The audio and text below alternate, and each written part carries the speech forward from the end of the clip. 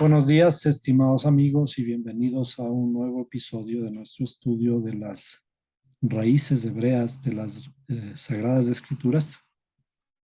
Y este espacio lo dedicamos en la salud de nuestro buen amigo y gestor de este espacio, de este tiempo de estudio, que sufrió un pequeño quebrantamiento de su salud, a nuestro buen amigo Edwin. Y nos vamos enseguida a mirar las escrituras en Génesis 6. Génesis 6, que habla acerca de un aumento de la corrupción en la tierra. Y para poder entender adecuadamente el texto en la forma en que está escrito, vamos a irnos deteniendo poco a poco en ciertas palabras y tratar de asimilar el relato con el conocimiento previo de algunas cosas que ya hemos hablado para sustentar el conocimiento de esta parte del relato. Esto es previo al el relato del diluvio y el aparecimiento de Noé. Dice, y aconteció que cuando los hombres comenzaron a multiplicarse sobre la faz de la tierra, pues nacieron hijas. Y los hijos de Dios vieron que las hijas de los hombres eran hermosas y tomaron para sí mujeres de entre todas las que les gustaban. Entonces el Señor dijo, no contenderá mi espíritu para siempre con el hombre, porque ciertamente él es carne. Serán pues sus días 120 años. Y había gigantes en la tierra en aquellos días. Y también después, cuando los hijos de Dios se unieron a las hijas de los hombres y ellas les dieron a luz hijos, estos son los héroes de la antigüedad, hombres de renombre. Y el Señor vio que era mucha la maldad de los hombres en la tierra y que toda intención de los pensamientos de su corazón era solo hacer siempre el mal. Y le pesó al Señor haber hecho al hombre en la tierra y sintió tristeza en su corazón.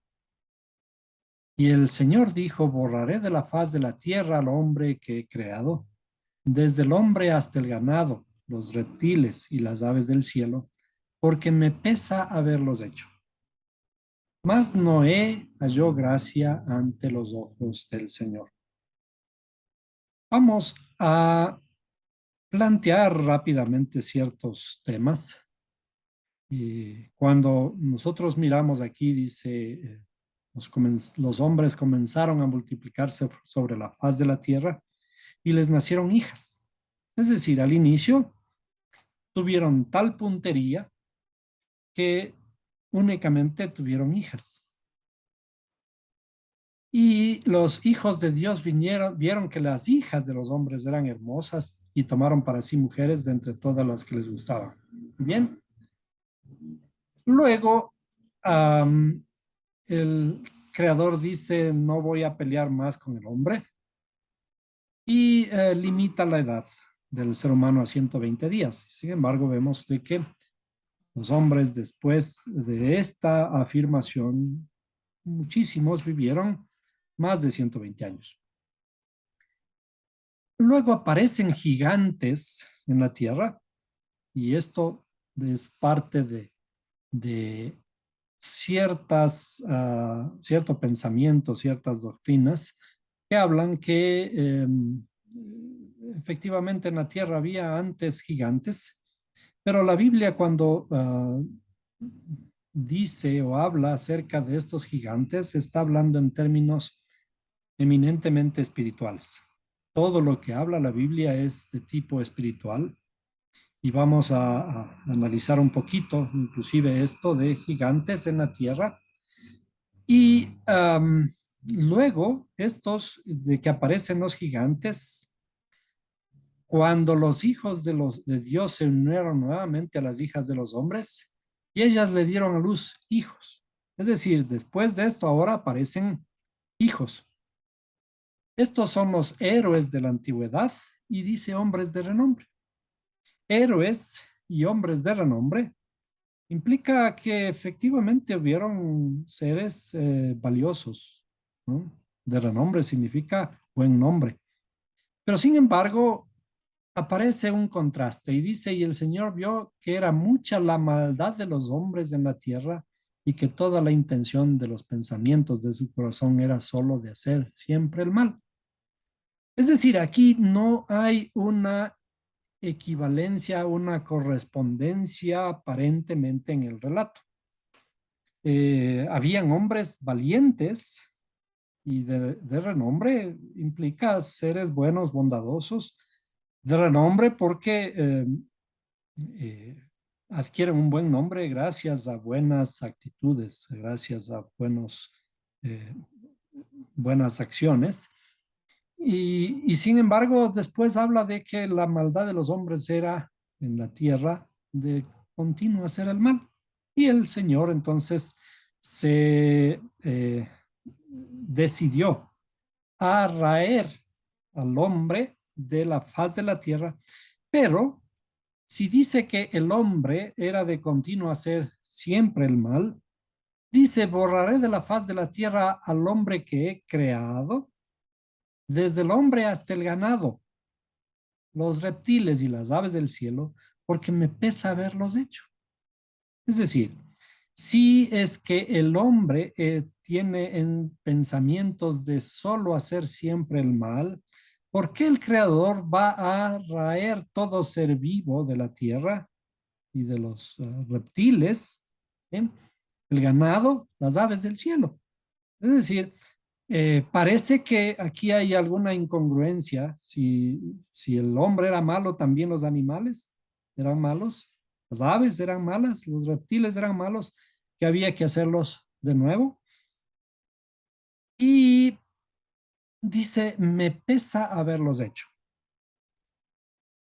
Si leemos nuevamente y detenidamente, y luego vamos a ver las palabras en hebreo, vamos a encontrar que hay ciertas palabras que nos dan pistas de todo esto. Regresando,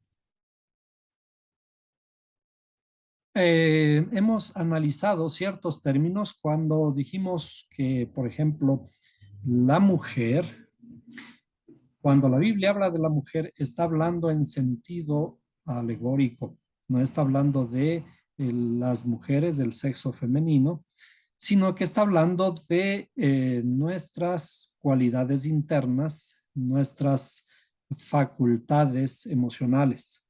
Estas facultades emocionales se les conoce como mujer. Y entonces estas hijas de los hombres eran hermosas. ¿Por qué son hermosas las hijas?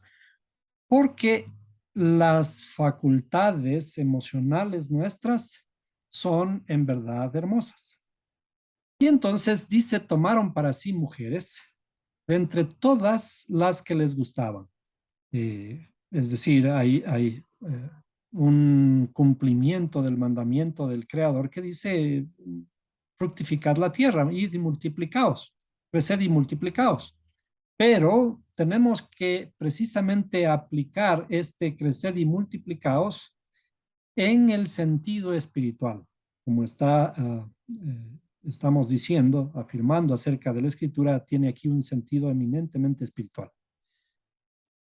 Un poco más abajo, dice, había gigantes en la tierra en aquellos días y ahora aparecen los hombres, las hijas de los hombres les dieron a luz hijos. Es decir, los hijos, ahora los frutos ya no son únicamente mujeres, sino son varones. Y estos son los héroes de la antigüedad, hombres de renombre, efectivamente. Eh, ah, Cuando aparecen los varones son los que eh, germinan, fructifican nuestra inteligencia Y esa inteligencia es la que ahora produce heroísmo, produce hombres de gran nombre. Luego, a la luz de lo que ya habíamos hablado anteriormente en las clases pasadas, dice, y le pesó al Señor haber hecho al hombre en la tierra. Eh, Aquí nosotros debemos considerar que la Biblia emplea ciertos términos eh, en relación a la creación. Aquí dice hecho, está hablando de la acción ya de la creación. Dijimos que hasta ahora que existen tres niveles de el relato de la creación. La creación misma, que es el pensamiento. La creación, la formación y la acción. Es decir, aquí cuando el creador dice y le pesó al Señor haber hecho al hombre, está hablando de al hombre en la tierra. Y un poco más abajo, en el siguiente verso dice, y el Señor dijo, borraré de la faz de la tierra al hombre que he creado. He creado. Entonces, ahora se refiere a el mundo del pensamiento. Es decir, la creación, la formación y la acción. ¿En dónde está la formación? Vamos para eso entonces a meternos ya en el detalle de las palabras hebreas y de paso a ir mirando las diferentes. Bien, entonces dice, viendo los hijos de Dios que las hijas de los hombres eran hermosas, tomáronse mujeres, escogiendo entre todas. Y dijo Jehová, no contendrá mi espíritu con el hombre para siempre, porque ciertamente él es carne, mas serán sus días 120 años. Había gigantes. Aquí es en donde vamos a encontrar el término. Dice, había gigantes en la tierra. Veamos de estos gigantes, ¿de qué palabra proviene? Gigantes viene de la palabra nefil o nefilim. Nefilim, el término en plural es nefilim. Los nefilim, la palabra nefilim tiene una raíz, la raíz de dos letras, nun y pei, de nefesh, que habíamos visto que corresponde a un nivel del alma, uno de los niveles del alma que corresponde a las facultades intelectuales. Entonces, estos gigantes, está hablando de las facultades intelectuales, los gigantes en la tierra, pero en la tierra, cuando habla aquí de la tierra, emplea el término Eretz. Eretz no es la misma tierra que habíamos visto anteriormente en el verso 1 que dice Adamá. Lamentablemente fue traducida como tierra porque es una de las palabras, pero no es la misma de la que está utilizando ahora aquí el verso 4. Entonces dice, había gigantes en la tierra. ¿En qué tierra había gigantes? En una tierra, digamos, inferior por ahora. Y estos gigantes, Nefilim, después dice, entraron los hijos de Dios a las hijas de los hombres. Curiosamente emplea el término aquí, entraron en el sentido de que se unieron a las hijas de los hombres. Ahora aparecen los hijos, es decir, cuando entran en escena los gigantes del pensamiento, en el pensamiento en la tierra inferior, estas y se unen a las hijas de los hombres, ahora engendran hijos. Cuando la Biblia habla de varón y de mujer, dijimos que son términos que deben ser entendidos espiritualmente, no físicamente. Entonces, los hijos está hablando de facultades intelectuales o fruto de las facultades intelectuales, un fruto eh, intelectual. Y cuando habla de hijas, está hablando de frutos femeninos o frutos emocionales. Entonces, los frutos que dan ahora estos gigantes con el pensamiento son frutos de pensamiento. Hay una característica en nosotros que decíamos, estamos conformados de pensamientos, emociones, de facultades intelectuales y emocionales. Entonces, en este mundo de las facultades intelectuales, existen también niveles y estos pueden ser buenos pensamientos, pueden ser malos pensamientos o pensamientos que necesitan ser rectificados. Los pensamientos buenos son los pensamientos varones. Y los pensamientos que necesitan ser rectificados, que son hermosos, pero que necesitan ser rectificados, son los emocionales, en este caso las mujeres. Y sigamos, dice, engendraron hijos y fueron los valientes. Aquí aparece un término, gibor, que viene de una palabra geburah. Gibor, que tiene que ver con fortaleza, poder, pero también con temor. Y dice que fueron valientes desde la antigüedad, fueron varones de renombre. El nombre es muy importante en la escritura. El nombre tiene que ser transformado. Nuestra personalidad corresponde a un nombre y esa personalidad tiene que ser transformada. Y dice, y vio Jehová, en este caso utiliza el término Jehová, que la malicia de los hombres era mucha. ¿En dónde? En la tierra Eretz. Acuérdense que hay dos términos, el término Adama y el término Eretz. Y que todo el signo de los pensamientos del corazón de ellos era de continuo solamente el mal. Y arrepintióse Jehová de haber hecho al hombre en donde, en Eretz, no aquí en Adama, en Eretz, y pesóle en su corazón, y dijo Jehová, raeré los hombres que he creado, del término bará. El bará era la primera parte de la creación del pensamiento. He creado sobre la faz de la tierra Adama, es decir, arriba en el pensamiento, desde el hombre hasta la bestia y hasta el reptil y las aves del cielo, porque me arrepiento de haberlos hecho.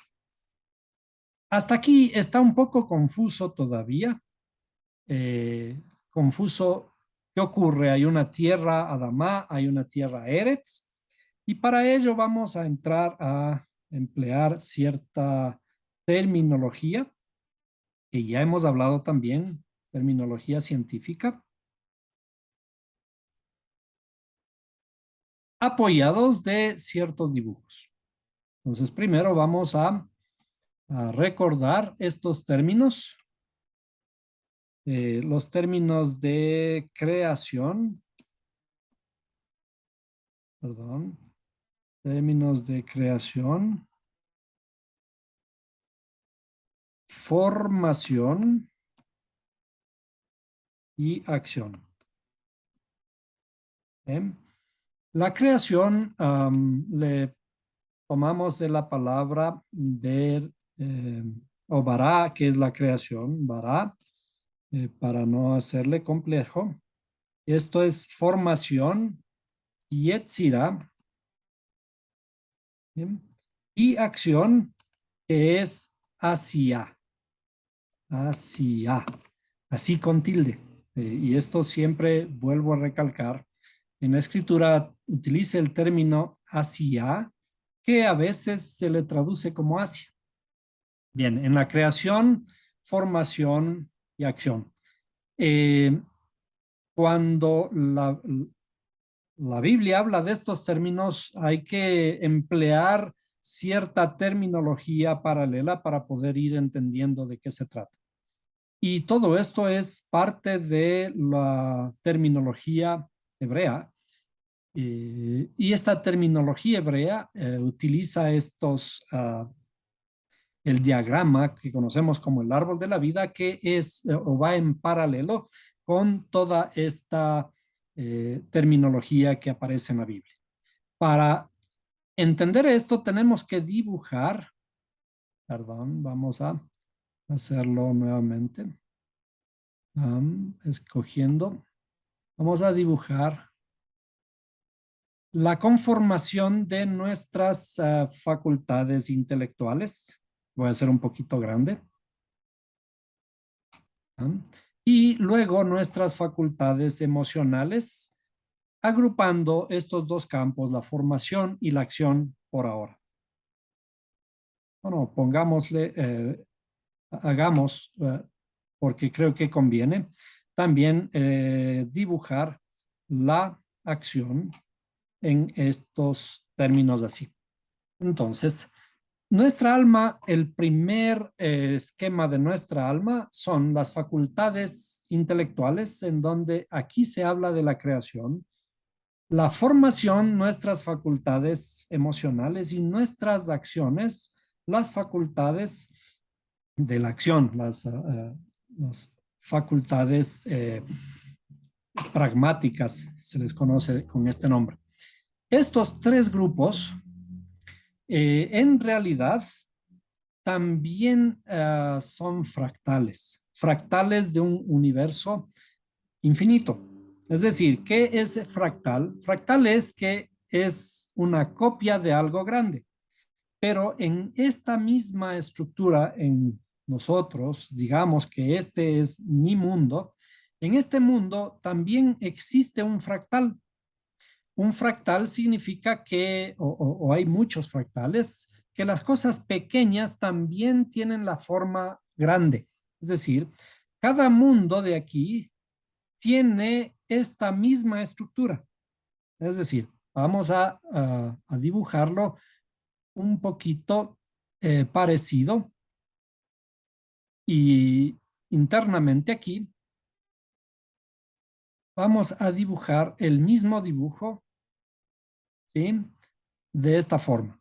Es decir, internamente aquí existen también el mundo de la creación, de la formación y la acción. Ahora vamos a dibujar acá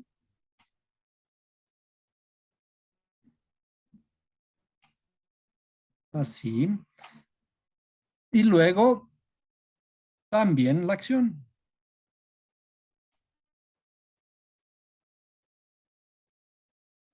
Es decir, hay una especie de fractal dentro de este mundo. Y esto se repite nuevamente en el mundo de la formación.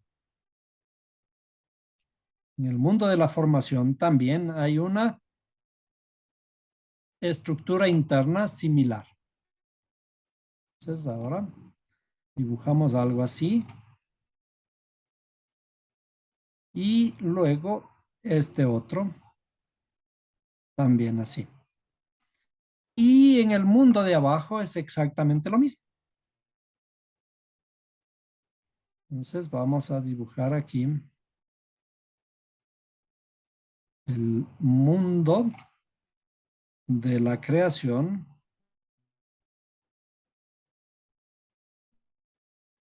A ver, ahí. De la creación, el mundo de la formación.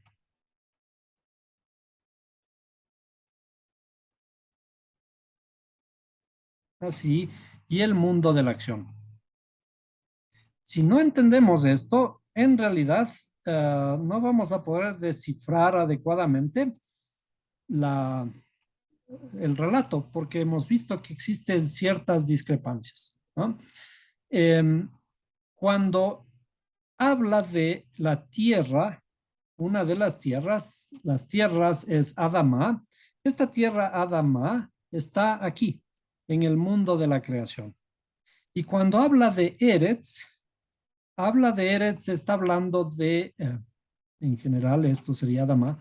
Cuando habla de Eretz, está hablando aquí de el mundo de la formación, de la creación, pero de esta tierra internamente o este nivel, el mundo de la acción, Eretz, vamos a hacerle un poquito más chiquito, Eretz, la tierra, que son dos tierras diferentes. Vamos a escribirle un poquito más afuera. Eretz está hablando de la acción. Y en realidad, cuando habla de los gigantes y habla de los hombres de valor, valerosos y de renombre, todo esto ocurre en este mundo que tiene a su vez tres submundos. Es decir, no está hablando todavía de lo que ocurre aquí abajo, está hablando de que el mundo del pensamiento, del mundo eh, que nosotros conocemos como la creación, aquí en nuestra estructura, este mundo necesita todavía ser trabajado. Necesita ser trabajado porque este es fundamental para que el hombre pueda trabajar sus eh, facultades emocionales y facultades pragmáticas para que pueda construir aquí. Tenemos que primero reconstruir aquí este mundo, el mundo de las ideas, el mundo intelectual. Tiene que crearse, tiene que transformarse. Para transformarse, para transformar este mundo hay que hacer ciertos cambios. Entonces, todo ocurre en el mundo del pensamiento, en el mundo de la creación en Bará. Entonces, aquí hay esta es la tierra Bará, y dentro de esta, perdón, Adama, y dentro de esta tierra hay una tierra llamada Eres, que es la acción del pensamiento. Entonces, en el pensamiento va a ocurrir el diluvio. El diluvio va a raer sobre la faz de la Eretz todo lo que el creador había formado. Y aquí es en donde aparecen las aves, los animales, etcétera, pero que tienen que ver con el mundo de la creación, el mundo del pensamiento. Es decir, todo es una alegoría acerca de lo que tenemos en nuestra interioridad en el pensamiento.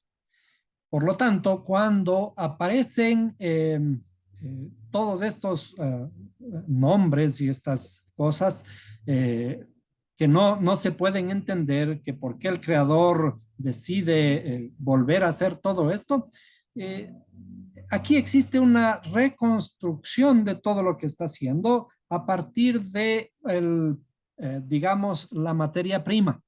Cuando nosotros encontramos tesoros en nuestra interioridad, en este caso aquí en el mundo de la formación, dentro del mundo de la creación, este mundo tiene un potencial, pero es un potencial que está en bruto. Entonces vamos a poner aquí, hay un potencial en bruto, y este potencial en bruto tiene que ser trabajado, tiene que ser reconstruido o tiene que tomar forma. Y para tomar forma, como un alfarero, por ejemplo, ¿qué es lo que hace? El alfarero comienza a trabajar los pedazos de material que tiene, a triturarlos. Y esa trituración le va a permitir luego mezclarle con un poco de agua y darle forma. Para darle forma y terminar su obra, su trabajo, tuvo que destruir de alguna forma este material en bruto, el potencial en bruto que tenemos. Entonces nosotros en el mundo de la creación teníamos un potencial muy grande, y este potencial tiene que ser ordenado para que este potencial pueda luego trabajar su interioridad. Ahora, esto de que nosotros tenemos que trabajar la tierra, para trabajar la tierra, como cualquier profesión, nosotros tenemos que eh, especializarnos, tenemos que adquirir conocimiento para poder ejecutar un trabajo. Es como en una profesión. Cuando vamos a trabajar, pensamos en trabajar y ya tenemos una edad, tenemos que prepararnos, y para ello tenemos que ir a la universidad y estudiar. Y el estudio nos da un nivel de conocimiento, un nivel de preparación para ir a ejecutar ese trabajo. El creador le manda al hombre cuando le saca del jardín del Edén y le dice: tienes que trabajar la tierra para que puedas comer el pan que te dé la tierra. ¿Cómo vamos a trabajar si no sabemos? Tenemos que aprender. Entonces, el trabajo que tenemos que realizar en realidad es en nuestra propia tierra, porque a esto se le conoce como tierra, ¿no? Hemos visto que las emociones y las acciones nuestras se le conoce como mujer y como tierra. Pero para poder trabajar en nuestra tierra necesitamos los conocimientos. Y esos conocimientos son los que tienen que ser aquí adquiridos intelectualmente. En el mundo de Adamá, aquí se produce el diluvio. Se va a producir el diluvio universal, que es la preparación del ser humano para que pueda trabajar la tierra. Y veremos luego que después de este diluvio, Noé se convierte en un hombre de la tierra, en un hombre trabajador de la tierra. Entonces, ¿por qué? Porque ahora, digamos, de alguna forma ya ha adquirido el conocimiento para que pueda trabajar la tierra, ya ha sido preparado.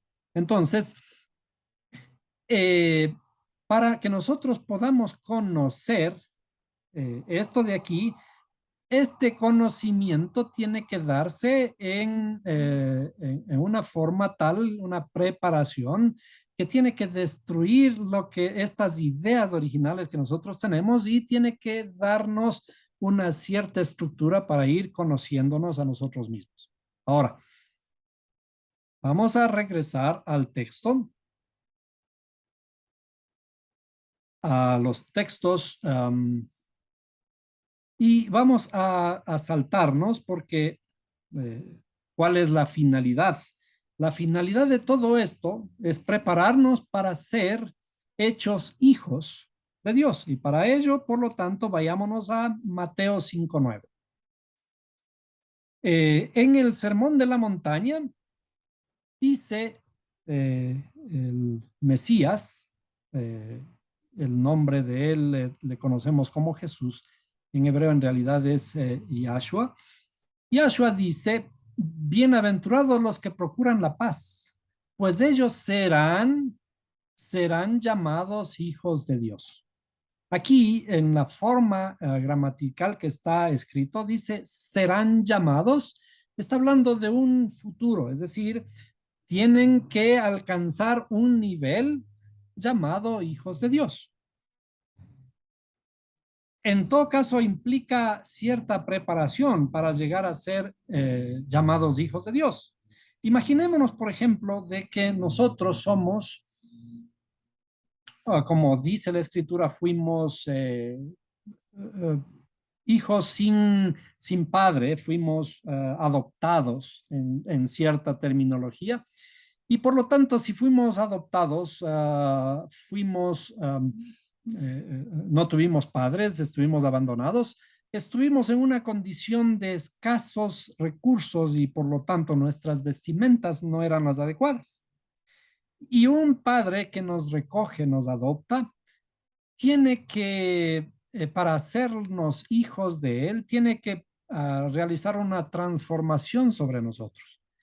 Nos vemos harapientos, tiene que cambiar nuestras vestimentas. Nos ve sucios, tiene que lavarnos y calzar nuestros pies. Entonces, eso en la espiritualidad, las vestimentas son las vestimentas del alma. Las vestimentas del alma son el pensamiento, el habla y la acción. Por lo tanto, tiene que transformar nuestro pensamiento, tiene que transformar nuestra habla y tiene que transformar nuestra acción. Entonces, para llegar a ser llamados hijos de Dios, tenemos que ir transformando nuestro pensamiento, que es lo que vamos a ver luego en la siguiente clase, el mundo del diluvio, la época del diluvio que está en el mundo del pensamiento. Y luego tiene que trabajar nuestras emociones y nuestras acciones. Veamos el siguiente verso en Primera de Juan 3:1, que dice, mirad cuán gran amor nos ha otorgado el Padre para que seamos llamados hijos de Dios, para que seamos llamados hijos de Dios. Es decir, el amor del Creador está implícito en todo esto que parece destrucción. Y Eso somos, hijos de Dios, ya después de esta transformación, porque estamos hablando, inclusive en Primera de Juan, ya estamos hablando de la terminación de esta transformación interna del ser humano. Por esto el mundo no nos conoce porque no le conoció a él. Es decir, el conocimiento está siempre asociado a esta transformación para ser llamados hijos de Dios. ¿Cómo se realiza esta transformación? Veamos la, eh, el relato, un relato de Deuteronomio que ocurre en el famoso pecado del becerro de oro. Cuando los israelitas estaban en el desierto y Moisés sube al monte, tenía que subir por 40 días y el pueblo de Israel se desesperó porque veía que no bajaba Moisés. Y entonces en su desesperación, en su impaciencia, le piden a Aarón, hagámonos un nuevo Dios, un becerro de oro. Es decir, el becerro de oro es el pecado de la impaciencia, el pecado de la desesperación. Nosotros estamos esperando algo y como parece no venir, ya caemos, ya damos el paso porque de alguna forma necesitamos respuestas y necesitamos nuestra protección. Queremos protegernos a gritos y si estamos desprotegidos, buscamos cualquier tontería para protegernos. Este es el pecado, el famoso pecado del becerro de oro, el pecado de la impaciencia. Y aquí cuando Moisés baja de, el monte, finalmente encuentra que el pueblo de Israel estaba ya bailando, adorando a su Dios, al becerro de oro, y lanza las tablas de la ley, destruye la ley. Y también el relato dice aquí, y tomé el objeto de vuestro pecado, el becerro que os habíais hecho.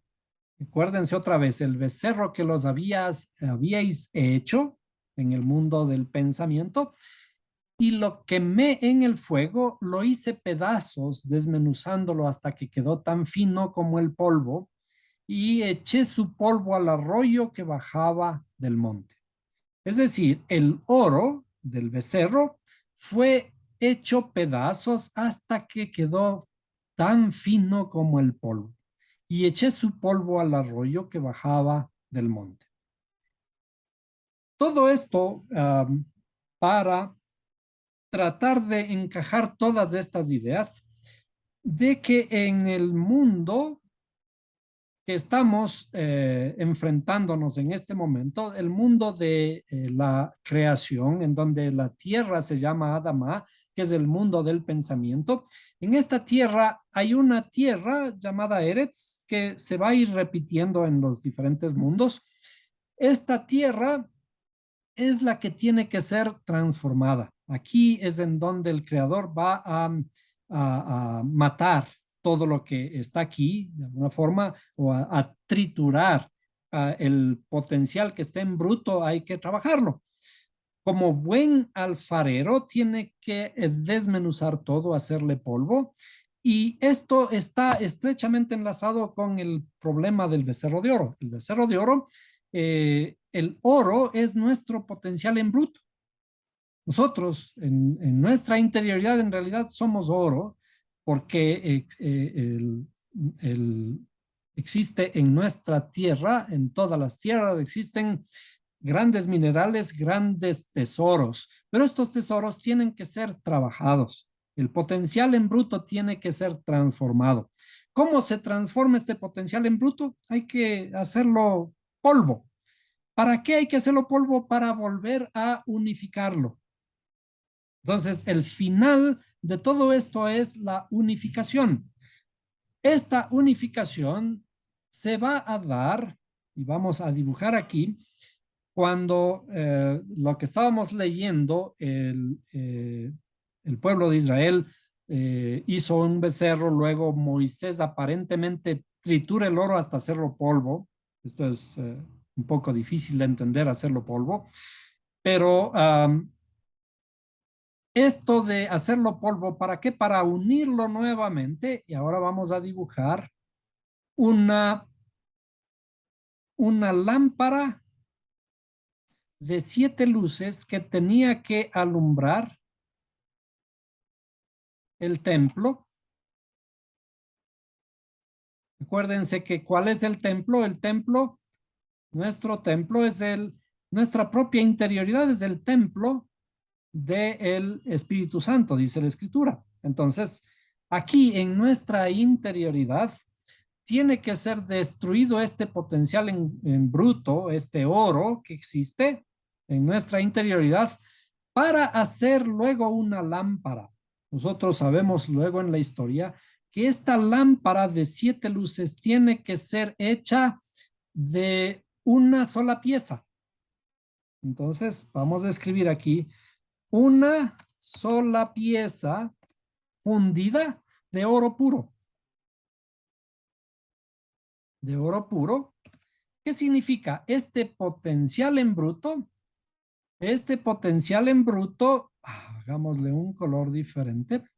Este potencial en bruto tiene que ser trabajado para luego llegar a una sola pieza de oro puro, ¿sí? Que es la lámpara en nuestra interioridad. ¿Qué significa esto? Y acuérdense, aquí tenemos 7 luces, ¿sí? Estas 7 luces corresponden a estas 7 facultades internas, a todas estas, aquí hay 6 facultades emocionales y una facultad pragmática, representada de esta forma en lo que se conoce con el árbol de la vida, que luego enseguida vamos a detallar. Entonces, estas 7 facultades corresponden a esta lámpara del templo y esta lámpara tiene que ser encendida con la luz del Creador. Entonces aquí la luz del Creador va a alumbrar nuestra lámpara. Tenemos que encender la luz de la lámpara del Creador. Entonces, a ver, veamos. Vamos a hacer así. Esta lámpara tiene que encenderse. ¿Y quiénes son los que encienden esta lámpara? Los sacerdotes.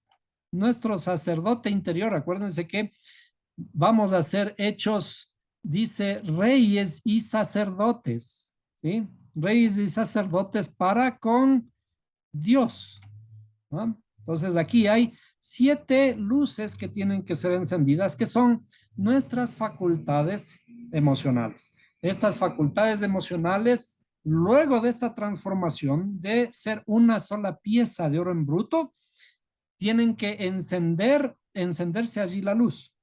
Ahora, interpretemos un poquito. Dijimos que para ser hechos hijos de Dios, somos hechos con el amor del Padre. Esto de una sola pieza, existe aquí la unidad. La unidad, ¿sí? La unidad es ser uno. En hebreo es ejad, ¿sí? Y la unidad produce amor. Entonces, la unidad produce amor y el amor es ahabá. Estos términos que hemos dicho, estos términos, unidad y amor, ¿cuál era la ahí? Bueno, amor y ahabá, perdón. Ejad y ahabá tienen el número 13. Son de número 13, que curiosamente está estrechamente enlazado con el número 7. El número 7,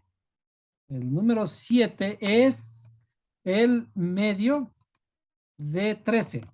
El número 13, si le ponemos en una forma de moneditas juntas, una junto a otra, el número 7 es el número medio, están enlazadas entre sí. El 13 es amor y unidad. Si es que el 13 es amor y unidad, al número 7 se le conoce como, vamos a ponerle por aquí, al número 7 se le conoce como el más querido. En la escritura Cuando aparece el 7, son los 7 espíritus de Dios. Hay 7 días de la semana, hay un montón de 7, pero el término se le conoce como el más querido porque está asociado directamente al amor. Entonces, ¿qué es lo que ocurre? El potencial en bruto que está todavía en nuestro pensamiento tiene que ser transformado y esa transformación tiene que, al triturarse luego, fundirse en una sola lámpara. ¿Para qué? Para trabajar nuestra unidad. Un reino, acuérdense que nosotros somos reyes de nuestro reino. Un reino dividido no prevalece contra sí mismo. Por lo tanto, hay que buscar la unificación del reino y esto significa el fundir el oro puro en una sola lámpara para que luego esta lámpara ya pueda encender la luz del Creador, la luz que va a ir transformando nuestra interioridad. Cuando hay unidad, hay luz. Cuando hay luz, hay unidad. Es decir, esta luz tiene que simboliza la palabra, tiene que ir produciendo la unidad en nuestra interioridad. Ahora, y voy a dibujar rápidamente esto que hemos dibujado aquí en una forma de 3, que decíamos es un reflejo, lo chiquito refleja lo grande, somos fractales de algo grande, y este fractal se refleja en nuestra interioridad. Esta estructura de 3 en realidad se conoce como el árbol de la vida que estuvo en el jardín del Edén.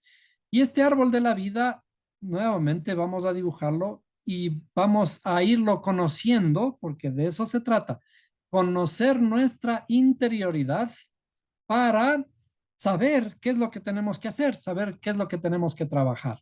Entonces aquí vamos a dibujar estos, por ahora le voy a poner, vamos a dibujarlo aquí así. Estas, estas facultades que hemos estado mencionando, las facultades, ¿bien?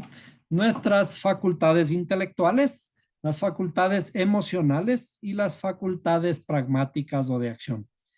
Aquí existen 3 mundos, vamos a ponerlo rápidamente. 3 mundos o 3 submundos de este mundo. ¿Bien? 3. Acá abajo existen 7, 6 en esta parte. 1, 2, 3, 4, 5. Vamos a ponerle aquí 6. Y este otro, el séptimo, le vamos a dibujar con uno solo, ¿no? Para completar los 7. Entonces, ahora, rápidamente vamos a ir conociendo de qué se trata. Esto, en hebreo se le conoce como Keter, que es la corona. Ustedes ven que al rey hay que coronarlo. Las coronas que es al final de los tiempos vamos a ser coronados. Eh, y luego hemos de hablar a qué se refiere con la corona. La corona es el final de esta transformación. Al rey hay que coronarlo al final para que ya comience a gobernar. Luego aquí aparece algo que se llama en hebreo, se le llama Jochma, la sabiduría. Y voy a ir poniendo de una vez aquí el principio padre. El principio padre, lo que cuando nosotros conocemos en escritura, cuando decimos Padre nuestro que estás en los cielos, es la sabiduría nuestra que está en los cielos. Luego, aquí un término en hebreo que se le conoce como binah, en hebreo, así, binah, que es el entendimiento. El entendimiento, binah, el entendimiento, y es el principio madre. El principio madre, eh, estos tres aquí, en este mundo es en donde tenemos que asociar al famoso diluvio. Es decir, aquí es en donde se va a producir el diluvio para que se transforme nuestra sabiduría y nuestro entendimiento y con estas herramientas bajar y trabajar nuestras emociones. Luego, ahora comencemos con este mundo de aquí abajo. El primero es Gesed, en la terminología hebrea, que es la bondad amorosa, y está representada por el patriarca Abraham. Abraham, aquí comienzan a aparecer, estos son prototipos. Prototipos significa modelos, ejemplos de esta parte interior de nuestras facultades emocionales. Luego, aquí, esto, ¿se acuerdan que hablamos de Gibor o Giburim? Aquí está Gebura, que es el temor o también se le conoce como el poder, el temor o el miedo y el poder, que está representado por el patriarca Isaac, que se escribe de esta forma Itzhak, el hijo de Abraham, ¿no? Y luego vamos a irlo poniendo en otro color por aquí. Este que es la belleza se conoce como Tiferet en hebreo. Tiferet en hebreo es la belleza y está representada por Jacob o Jacob. Luego esta facultad que se le conoce como Netzach, que es la victoria o el vigor, victoria, ¿sí? Y está representado por Moisés. Moisés o en hebreo Moshe, Rabenu, Moisés, nuestro padre, como se le conoce en la escritura, o nuestro maestro. Y a la izquierda, al frente, está Oz, Oz, que es lo que se conoce como gloria o esplendor, el esplendor, y está representado por Aarón, o Aharón, se escribe así, Aharón, que es el sumo sacerdote. ¿Por qué decimos la gloria? El sumo sacerdote, acuérdense que el sumo sacerdote estaba adornado con varias piedras preciosas, etcétera, ¿no? Eh, y representa nuestro esplendor interior. Y aquí, Yesod, en hebreo, Yesod, que significa el fundamento. El fundamento, y este fundamento que inicialmente está representado por Yosef o José. Yosef, el justo, ¿sí? El fundamento que es la expresión de cómo nos relacionamos con el mundo exterior. Y finalmente, la última facultad de la acción, que se conoce como Malhut en hebreo y que corresponde al reinado. Reinado. ¿Y quién representa al reinado en toda la escritura? Representa David, el rey de Israel por siempre.